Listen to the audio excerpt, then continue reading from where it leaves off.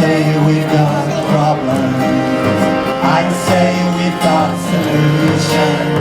The power of the people, passionate revolution.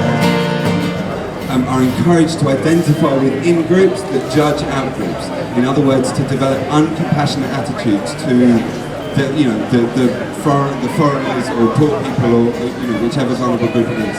So the more times are tough, the harder things are, the greater the challenge. The more love and compassion as a means to stay open to people that we're not yet fully connected to and we haven't found a way to share a narrative with.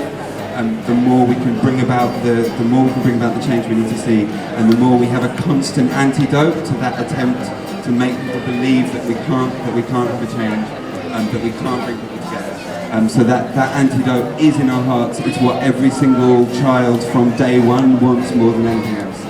So love is the answer and is the antidote to the current power system, and it's also, the last thing I'll say, the source of the incredible sustained energy that we need from a few million people across the world for the next few decades. And the good news, I said it's the last thing, but this is one last important thing.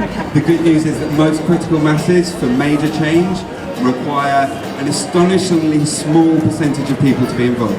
Apparently less than 1% of Americans were actively involved in the civil rights movement. Yet from 10 years before, the successes of that movement, when the vast majority of Americans, when asked, were against civil rights, to the point where it was accepted, 1% of people managed to change the hearts and minds of hundreds of millions of people who've been indulging a horrible prejudice for hundreds of years.